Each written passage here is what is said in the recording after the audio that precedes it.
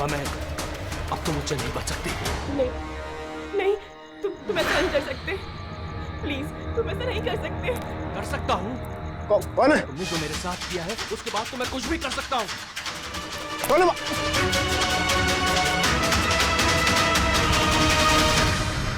बचाओ बचाओ, please help, please ऐसा मत करो। कोई है? प्लीज हेल्प, बचाओ, कोई है? कौन है वहाँ? प्लीज हेल्प मी, बचाओ बचाओ, प्लीज, कोई है? सुनो, क्या हो रहा है? ये तुम्हारे हाथ में क्या है?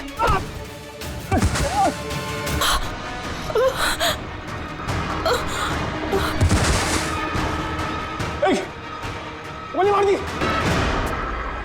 गोली चला दी।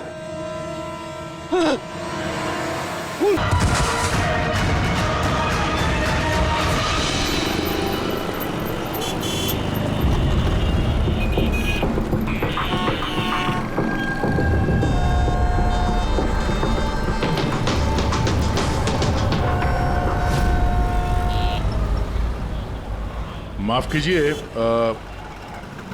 खून आपने देखा?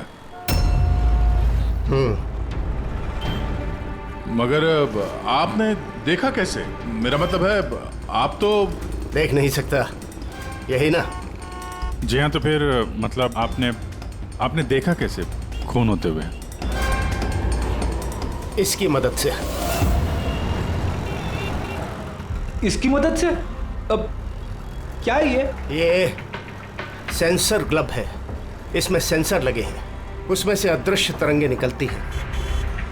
उन तरंगों के सामने जो कुछ भी होता है उससे टकराकर वो वापस लौटती हैं। उससे मुझे पता चल जाता है कि मेरे सामने क्या हो रहा है। यानी एक तरह से ये आपकी आंखों का काम करता है? हाँ, आप ऐसा कह सकती हैं। अरे मगर ये कैसे हो सकता है? हो सकता है। एक मिनट, आप एक महिला हैं, आपने चोटी बांधी हुई है। सर ये तो इन्होंने तुक्का लगाया। और आप एक खाते पीते घर से हैं, हेल्दी पुरुष हैं। ये तो तुक्का नहीं लगता है, सेहत तो है आपकी। वेट तो चेक किया था सर, थोड़ा कम दिखा रहा था। आपने कहा कि इस डिवाइस की मदद से आपने देखा किसी का खून हुआ है। लड़की का खून हुआ है सर, उसे गोली लगी है, गोली। कहाँ? आई मीन यहाँ आसपास? नहीं, यहाँ नहीं, ये यहाँ का फर्श थोड़ा खुरदरा है, वो बहुत स्मूथ था, वहाँ सीढ़ियाँ भी नहीं थी। तो आप वहां से यहाँ इस जगह कैसे पहुंचे? पता नहीं, खून वाली जगह किसी ने मेरे यहाँ पीछे से मारा और उसके बाद मुझे पता नहीं। जब आँख खुली तो मैं यहाँ था। संजीव जी, कल रात एग्जैक्टली क्या हुआ था? आप जरा डिटेल में बताइए। दरअसल मैं बांद्रा की तरफ जा रहा था तो अंधेरी किसी सिग्नल पर मेरा ऑटो रुका। ये क्या था? ये क्या था? ये क्या? अरे इधर अंदर से लड़की की चीख सुनाई नहीं दी तुमको? ठीक है चीख? हाँ। आप क्या बात कर रहे हैं साहब? फिर आए। क्या बात कर रहे हो साहब? अरे अच्छा, ये तुम रखो। खून वाली जगह जब मैं पहुंचा तो मैंने देखा कि एक लड़का एक और लड़की थी। लड़के के हाथ में पिस्तौल थी, गन। दोनों झगड़ा कर रहे थे, हाथापाई कर रहे थे। बस उसके बाद जब मेरी आंख खुली तो वो लड़के मेरा दस्ताना चोरी करने की कोशिश कर रहे थे और मैंने उन्हें पकड़ लिया।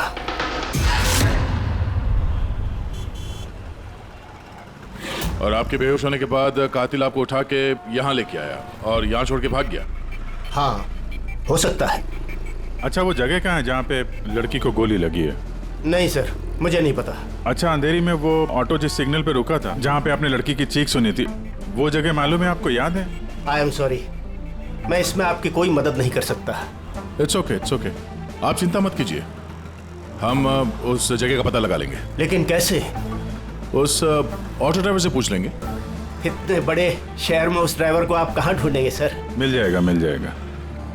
बहुत तेज नेटवर्क है इनका, पूरे शहर में फैला हुआ है। मिल जाएगा। इसका नाम पता वगैरह कुछ मालूम है आपको?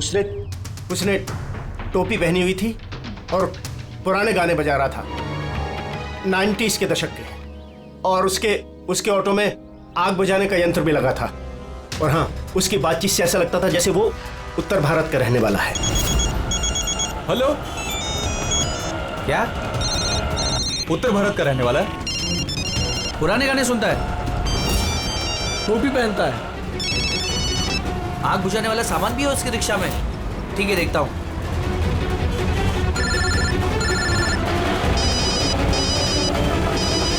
हेलो। अरे राजू। हाँ भाई। अरे सीआईडी एक ऑटो रिक्शा वाले को ढूंढ रही है जो टोपी पहनता है और जिसके ऑटो में फायर एक्सटिंग्विशर लगा हुआ है। टोपी हर्षद होगा भाई। हाँ राजू बोल। हर्षद, कल रात को तू अंधेरी सिग्नल पे था क्या? हाँ था ना, बोल। उधर से कोई पैसेंजर उतरा था क्या? हाँ लेकिन वो तो अंधा था ना। क्यों, क्या हुआ उसको? अरे यार, उसके साथ एक हादसा हो गया। सीआईडी वालों के साथ आया हुआ है, तुझसे मिलना चाहता है। सीआईडी? संजीव जी जी जरा देखिए, जरा ध्यान से। ये ऑटो वाला है, कुछ पता चलता है आपको? हाँ सर, इन्हें तो मैंने छोड़ा था। हाँ, यही है यही। सर मैंने कुछ नहीं किया सर। अब मुझे कोई चीख सुनाई नहीं थी, और हाँ इन्हें चीख सुनाई दी थी, लेकिन सर मेरी बीवी बीमार थी, इसलिए मुझे हॉस्पिटल जाना था, इसलिए मैंने छोड़ के चला गया। डरो मत, तुम्हें कोई कुछ नहीं कहेगा। ये बताओ कि इनको यहाँ पे कहाँ पे छोड़ा था तुमने? ये सिग्नल पे छोड़ा सर। और यहाँ सिग्नल से ये किस तरफ गए साहब? ये सामने वाली गली में गए सर। ठीक है, तुम जाओ। Thank you very much, thank you. आइए संजीव जी।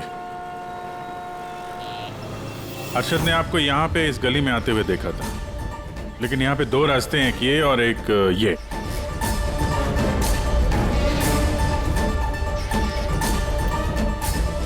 कुछ याद है आपको, किधर गए थे आप? संजीव जी, जरा ठीक से सोच के बताइए कि आपने इनमें से कौन सी गली ली थी?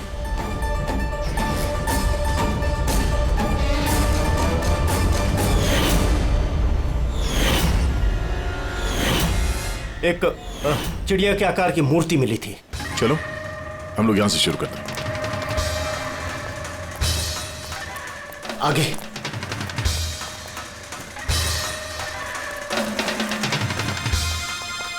सर ये देखिए। संजीव जी, क्या यह है वो मूर्ति? हाँ, यही। अभी जैसा मूर्ति मिल गई। ये क्या? ये गुड। ये अच्छा, इसके बाद संजीव जी, इसके बाद कुछ याद है? इसके बाद कहाँ गए थे आप? 3 गोले दिखाई दिए। तुम लोग इस तरफ देखो, हम इधर देखते हैं।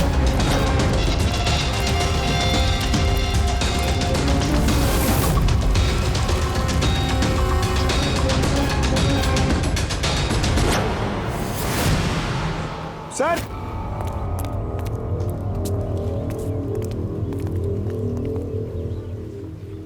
हाँ, यही वो राउंड शेप में, एक के नीचे एक।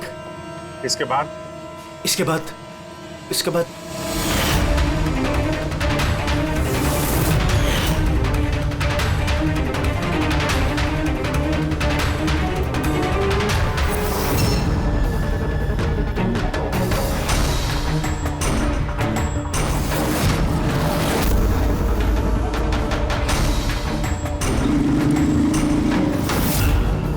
इधर। हाँ, ये संभाल के। अरे सर, घूम फिर के वहीं आगे जहां से हमने शुरू किया था। तभी तो संजीव जी को आवाज सुनाई दी।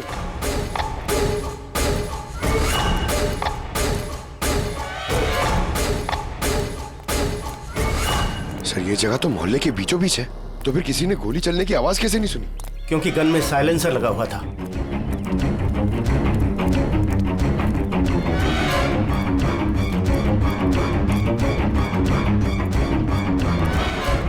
आई, एक स्टेप है, संभाल के।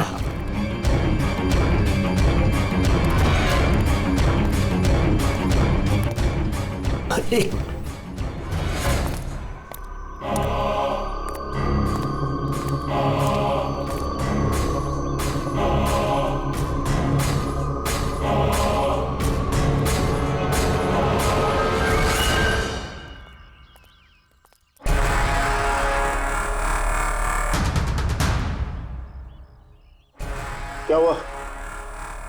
आप लोग रुक क्यों गए? क्या है यहाँ? क्या लाश मिली? संजय जी, आपने कहा था कि गोली किसी लड़की को लगी है? हाँ हाँ, लड़की को लगी थी। मैंने उसे छू कर देखा था। वो घायल थी, खून निकल रहा था। क्यों क्यों, क्या हुआ? लाश है यहाँ पे, लेकिन लड़की की नहीं, किसी लड़के की है। क्या?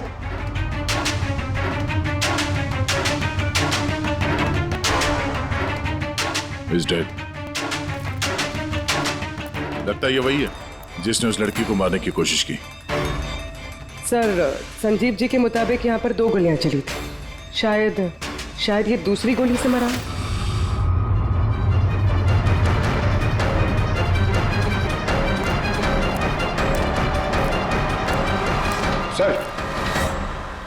सर खून तो यहां भी पड़ा है। अगर इसका खून नहीं तो शायद उस लड़की का खून। गोली तो यहीं लगी होगी उसको। सर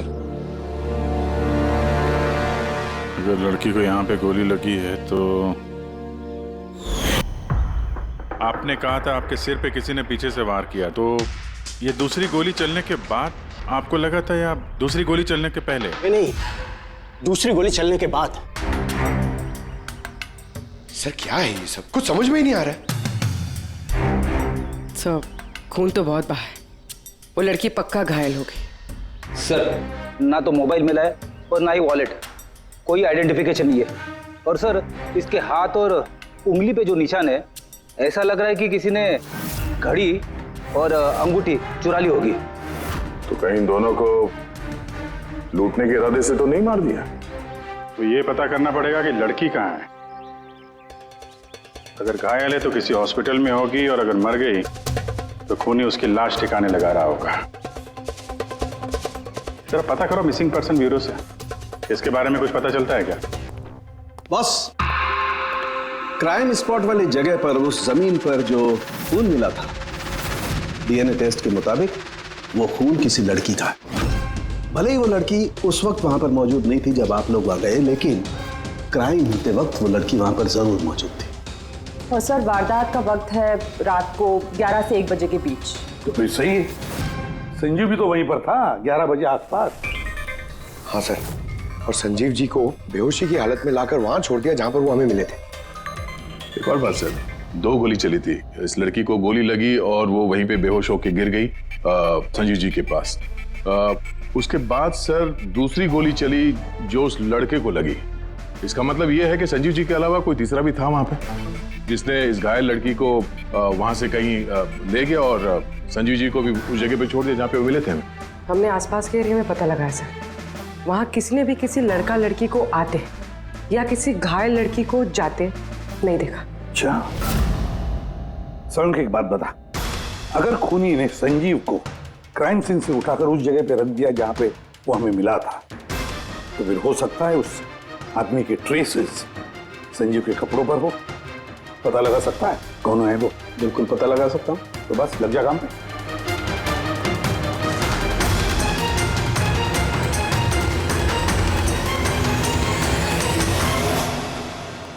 सर, हाँ, लाश की पहचान हो चुकी है। उसका नाम अनिकेत है सर। उसके घर वालों ने उसके गुमशुदा होने की रिपोर्ट लिखवाई थी। अनिकेत, क्या बता सकते हैं ये वहां किस लिए गया था?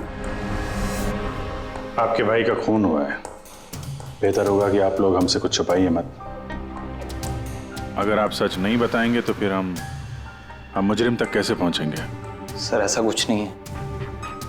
पिछले कुछ दिनों से बड़ा अजीब सा बर्ताव कर रहा था ये। अजीब यानी? अक्सर बाहर रहते थे सर, पूरा दिन। हमने कई बार उनसे पूछने की कोशिश की, लेकिन कुछ नहीं बताते थे। कल भी सुबह 11 बजे से चले गए थे। कहाँ गए थे कुछ बताया नहीं। पूरा दिन सर वापस नहीं आया। जब सुबह उठकर देखा तो पूरी रात भी वापस नहीं आया था। तब जाकर मैंने पुलिस में रिपोर्ट लिखवाई सर। पूरे दिन इससे फोन पे बात नहीं हुई? सर, मैं पूरा दिन फोन करता रहा, लेकिन फोन ही नहीं मिल रहा था उसका। ऐसा कब से चल रहा था? सर, पता नहीं कब से। पिछले कई सालों से तो ये सिंगापुर में थे। अभी कुछ ही महीनों पहले इंडिया आए हैं। तब से सर ऐसे ही बिहेव करते हैं। सिंगापुर में क्या काम करते थे ये? वहाँ होटल में जॉब करते थे। ये शादीशुदा था? नहीं सर, शादीशुदा नहीं था। किसी लड़की के साथ इसकी दोस्ती थी? क्योंकि मरने से पहले ये किसी लड़की के साथ झगड़ा कर रहा था। पता नहीं सर, हमें तो बिल्कुल मालूम नहीं किसी लड़की के साथ इसका कोई अफेयर या फिर कोई दोस्ती, हमें नहीं मालूम सर।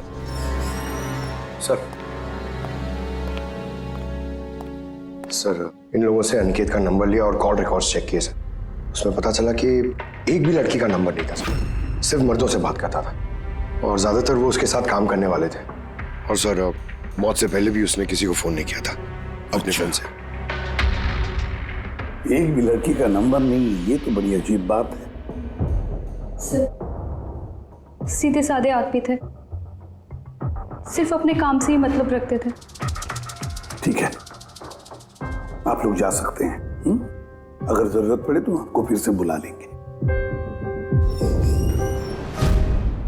सर कल कारखाने जाने से पहले ये अनिकेत पूरा दिन एक ही जगह पे था। कौन सी जगह? Sir coffee shop. सर इसके क्रेडिट कार्ड रिकॉर्ड से साबित होता है कि इसने पूरा दिन उस कॉफी शॉप पे अपना क्रेडिट कार्ड स्वाइप किया था। हाँ सर, इसके फोन की लास्ट लोकेशन भी वो कॉफी शॉप ही थी। कौन सा कॉफी शॉप है ये? पीलो कॉफी शॉप। जाओ इस पीलो कॉफी शॉप में और पता लगाओ ये दिन भर वहां बैठकर कर क्या रहा था। अच्छा,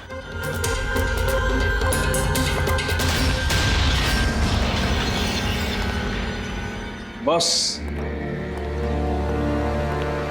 क्या खबर लाया? ऐसी खबर लाया हूं जो हमारे लिए बहुत जरूरी है। क्या? अनिकेत के कपड़ों में मुझे कुछ अलग अलग डीएनए सैंपल्स मिले हैं। कुछ मतलब? कुछ माने 5 लोगों के डीएनए सैंपल्स मिले हैं बॉस। 5? हाँ 5, और ये 5 लड़कियां हैं। और संजीव के कपड़ों में से हमें 2 डीएनए सैंपल्स मिले हैं और ये दोनों सैंपल्स अनिकेत के कपड़ों में से मिले सैंपल से मैच होते हैं। मतलब 5 में से 2 लड़कियां जिन्होंने अनिकेत को छुआ था, उन्होंने संजीव जी को भी छुआ है। मतलब अभिजीत, ये सारा काम 2 लड़कियों ने किया है।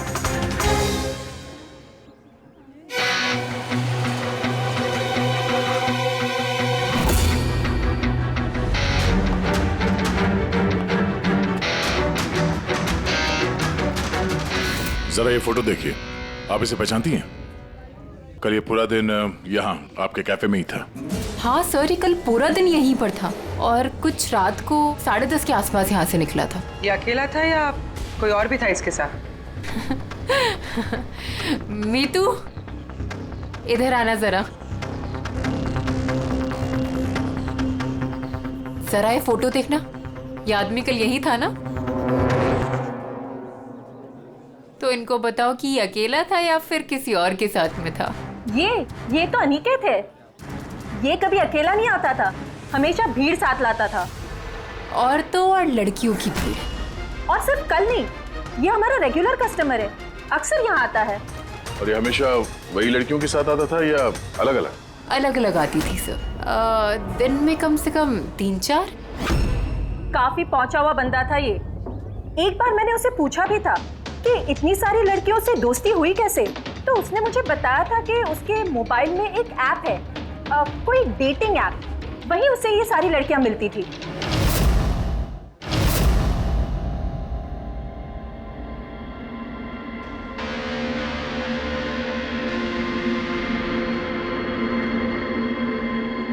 कुछ पता चला? हाँ सर, अनिकेत के डेटिंग ऐप के बारे में पता चल गया। मैचअप नाम है उस ऐप का। मैचअप? कहीं ये शादी करवाने वाले जैसे कुछ ऐप तो नहीं? हाँ वैसा ही कुछ है, लेकिन अनिकेत ने इस ऐप का गलत फायदा उठाया। उसने इस ऐप के जरिए कई सारी लड़कियों से कांटेक्ट की, उनसे दोस्ती की, पर शायद शादी वो किसी से भी करना नहीं चाहता था, सिर्फ टाइम पास कर रहा था। ये चैटिंग सिर्फ इस ऐप पे होती है और किसी के भी नंबर्स है नहीं इस ऐप पे। सर, हमने ऐप डेवलप करने वाली कंपनी से 4 लड़कियों के बारे में पता लगाया है जिनसे अनिकेत सबसे ज्यादा टच में था।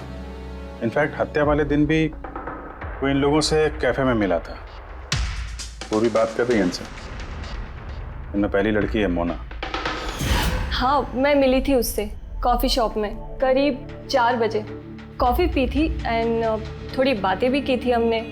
फिर मुझे निकलना पड़ा, कुछ काम था मुझे अर्जेंट। सर, इसका कहना है कि कॉफ़ी शॉप के बाद ब्यूटी पार्लर गई और वहाँ से एक मूवी के प्रीमियर पे। दूसरी है रूपाली।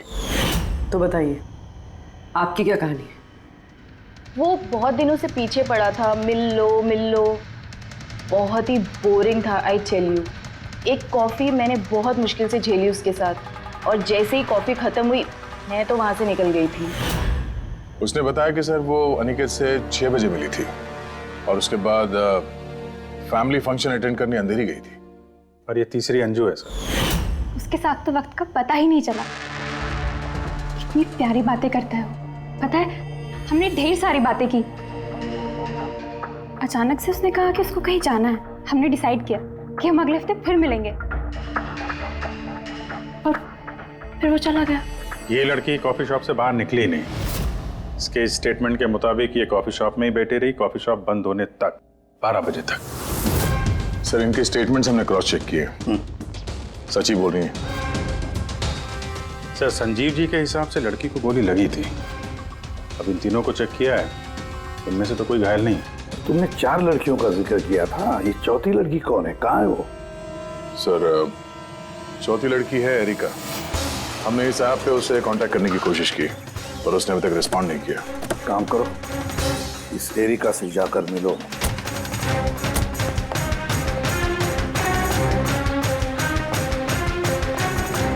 रजत, जल्दी तैयार हो यार, कितना टाइम लगाओगे? इतना टाइम तो लड़कियां भी नहीं लगाती हैं। आ रहा हूँ बाबा, 2 मिनट। Excuse me. जी कहिए, किससे मिलना है? एरिका। एरिका मैं ही हूँ, पर आप? सीआईडी। सीआईडी? क्या ये सब? क्या बात होगी सर, कोई प्रॉब्लम है क्या? एरिका जी, हमने आपको मैसेज भेजा था मैचअप ऐप पे। आपको सीआईडी ब्यूरो में आने के लिए कहा था। आप आई नहीं तो हमें खुद आना पड़ा। Matchup app? ये क्या है? डेटिंग ऐप है। Dating app? तुम इस डेटिंग ऐप पे क्या कर रही हो? सुनो, इनसे कोई गलती हुई है, मैं किसी भी डेटिंग ऐप पे नहीं हूँ। ऐसे कैसे हो सकता है? आपका प्रोफाइल है, आपकी डिस्प्ले पिक्चर है। देखिए, मैं शादीशुदा हूँ, मैं किसी भी मैरिज या डेटिंग ऐप पे नहीं हूँ। ये है मेरे हस्बैंड रजत और मैं अपनी शादी में खुश हूँ। मुझे ये सब करने की क्या जरूरत है? एरिका जी, अगर आप सच बोल रही हैं तो ये क्या है? आपका प्रोफाइल इस डेटिंग ऐप पे कैसे? देखिए, सच में मैं नहीं जानती कि ये क्या है। मैंने ऐसा कोई प्रोफाइल नहीं बनाया है। तो आपके कहने का मतलब है कि आपके नाम से किसी और ने फेक आईडी बनाया है। वैसे आप किसी अनिकेत नाम के शख्स को जानती हैं? अनिकेत? ये नहीं सर, मैं इसे नहीं जानती। सर, क्या कर रहे हैं आप लोग? क्यों बुलाए हैं हमें यहाँ? हमने आप लोगों को नहीं बताया, मगर अनिकेत, जिसे आप लोग कॉफी शॉप में मिले थे, उसका खून हो गया उसी रात। लेकिन सर, हम लोग क्यों मारेंगे उसको? हम तो ठीक तरह से जानते भी नहीं थे उसको। इनफैक्ट इस हादसे के कुछ दिन पहले तो उससे चैट हुई थी हमारी ऐप पे। हाँ, और उसी दिन तो मैं पहली बार मिली थी उससे। और मेरी तो ऐसे सच उससे कोई दुश्मनी भी नहीं थी, और मैं तो उस ऐप पे भी नहीं थी। मैं उसे जानती तक नहीं हूँ। उस ऐप की प्रोफाइल में आपकी पर्सनल फोटोग्राफ है। वो फोटोग्राफ वो आपके पर्सनल फोन से ली गई है। किसी बहरूपी के पास आपकी पिक्चर्स कहाँ से आई? हाँ मैम, मैं नहीं जानती उसके पास मेरी तस्वीर कैसे आई। मेरा फ़ोन कुछ दिन पहले खो गया था। फोन चोरी हो गया? कहाँ पे? सर, पता नहीं, याद नहीं आ रहा। कोई बात नहीं, आप लोग थोड़ी देर के लिए हमारे साथ कोऑपरेट कीजिए, पता चल जाएगा खूनी कौन है। रेडी?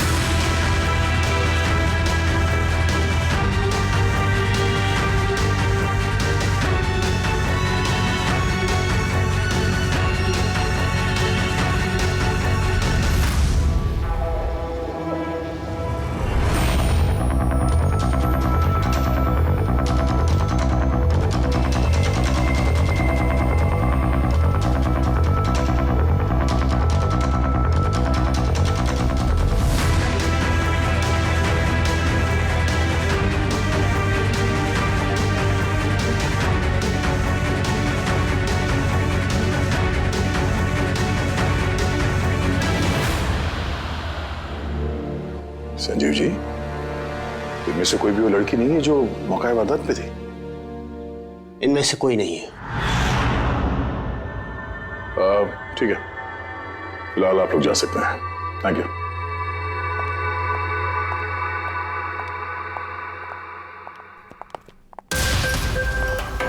नहीं सर, इनमें से तो कोई नहीं है। सर बाकी तीनों की तरह एरिका को भी कोई चोट नहीं है, लेकिन वो लड़की घायल थी।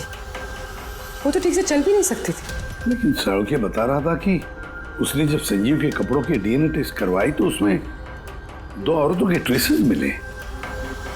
चलो एक घायल हो सकते हैं, मगर दूसरी लड़की, वो तो इन चारों में से कोई एक हो सकती है। सर इन चारों के पानी के झूठे ग्लासेस फोरेंसिक भिजवा दिए, रिपोर्ट आती होगी। सर वो दोनों लड़कियों का डीएनए इन चारों से मैच नहीं हुआ सर। क्या मैच नहीं हो रहा है? ये दोनों लड़कियां हैं कौन? एक मिनट। क्या हुआ संजीव?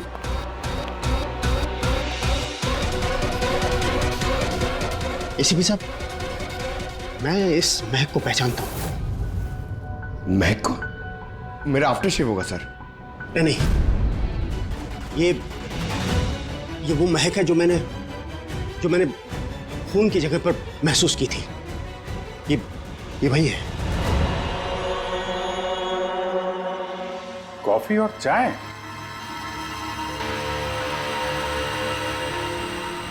यही महक थी।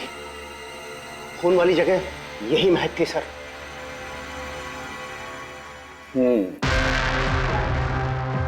और मुझे पंकज की कमीज की आस्तीन पर कॉफी के दाग मिले।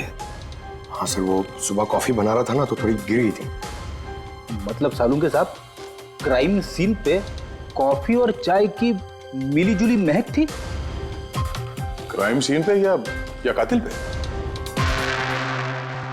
चाय और कॉफी की मिली-जुली स्मेल किसी इंसान से तभी आ सकती है जब वो बार-बार चाय कॉफी बनाता हो, जैसे कि कोई कुक या फिर कॉफी शॉप में काम करने वाला, जैसे पीलो कॉफी में। पूर्वी एक काम करो, एरिका से पूछो क्या उसका फोन पीलो कॉफी शॉप के आसपास खोया था क्या? सर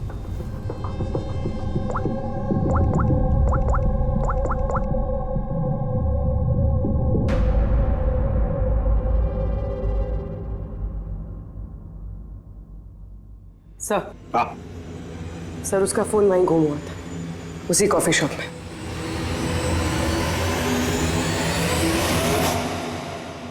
ये लड़की ये यहाँ पर अक्सर आती है ना? हाँ, इसको देखा तो है यहाँ। इसका फोन गुम हो गया, तो जब इसका फोन गुम हुआ था यहाँ पर ड्यूटी पे कौन था?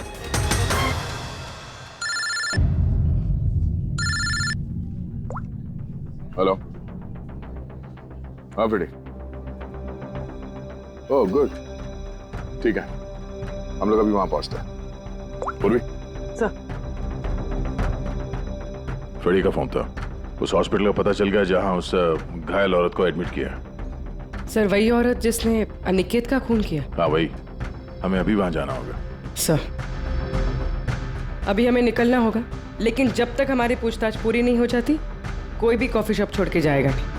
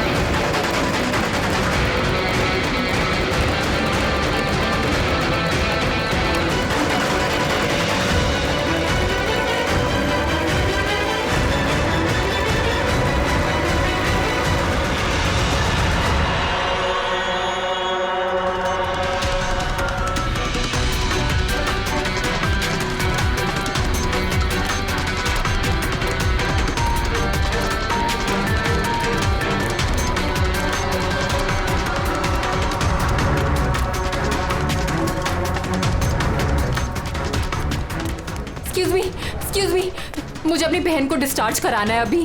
आप अभी के अभी डिस्चार्ज पेपर्स तैयार कीजिए। डिस्चार्ज? कोमा में अभी वो? देखिए मुझे सब नहीं पता, हमारा निकलना यहाँ से बहुत जरूरी है, आप कीजिए। ऐसे कैसे डिस्चार्ज कर दूं? इनकी जान से भी ज्यादा जरूरी है। देखिए आप मुझसे ज्यादा बहस मत कीजिए, मैं बोल रही हूँ मेरे पास टाइम नहीं है, मुझे सब नहीं पता, आप जल्दी कीजिए।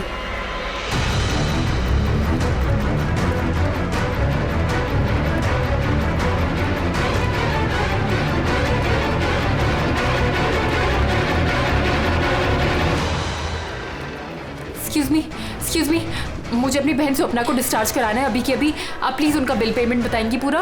Excuse me. लगता है बहुत जल्दी है आपको।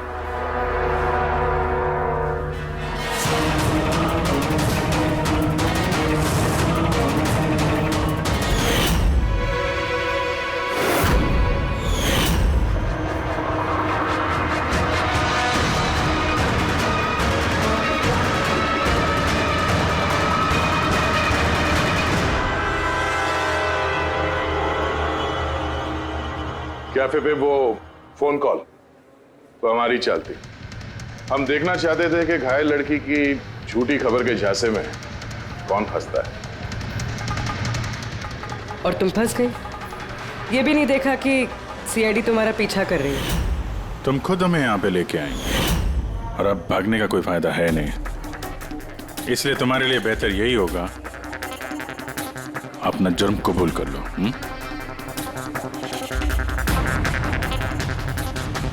अनिकेत ने मेरी बहन को जीते जी मार दिया था। वो लोग सिंगापुर में मिले थे और वहीं पर उसने मेरी बहन से शादी का वादा करके उससे सगाई कर ली थी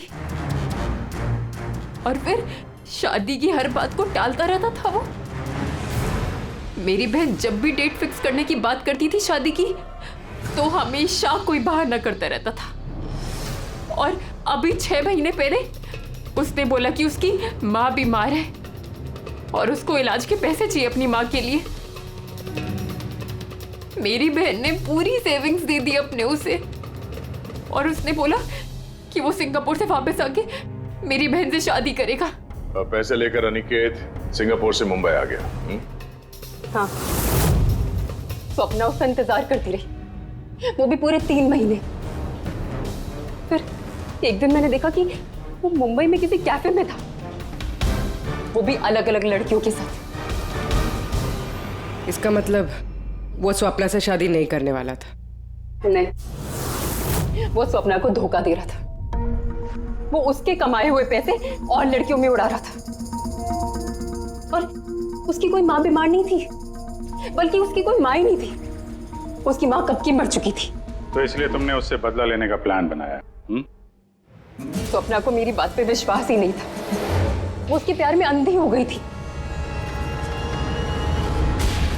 उसको सबूत चाहिए था, तो अनिकेत का सच सामने लाने के लिए मैंने एरिका का फोन चुरा लिया और उसके नाम से मैंने मैचअप ऐप पे उसकी फेक प्रोफाइल बना ली और अनिकेत से चैटिंग करती रही मैं, और वो इजीली मेरे झांसे में आ गया।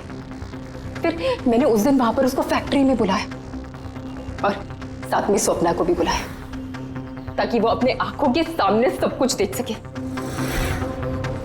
पर उस दिन जब मैं वहां पर गई तो मेरे सामने। ये क्या कर रही हो तुम? हिसाब चुका कर रही हूँ। तुमने जो मेरे साथ किया उसी की सजा है ये। मैं सब जानती हूँ तुमने मेरे पैसे कहाँ कहाँ खर्च किए और कितनी लड़कियों को बेवकूफ बनाने वाले हो Aniket. Please drop the gun. Aniket please please. पैसा चाहिए तुझे? निकल यहाँ से, चुपचाप निकल यहाँ से। छोड़ इसको, छोड़। जब बोला ना निकल यहाँ से।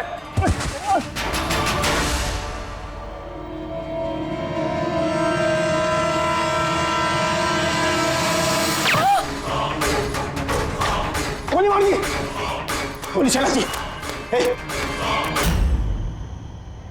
तुम्हें पता है अनिकेत की लाश तक हमें उसी संजीव ने पहुंचाया। तो देख नहीं सकता था, लेकिन उसके संवेदी दस्ताने, सेंसिटिव ग्लव्स आंखों से कम नहीं। बदले की भावना में तुमने अनिकेत का खून कर दिया, लेकिन अब सारी जिंदगी जेल में गुजरेगी और तुम्हारी बहन स्वप्ना, जिसके लिए तुमने ये सब किया, एक तो पहले से ही कोमा में है और जब कभी भी कोमा से बाहर आएगी तुम्हारे पास ही पहुंचेगी, जेल की सलाखों के पीछे।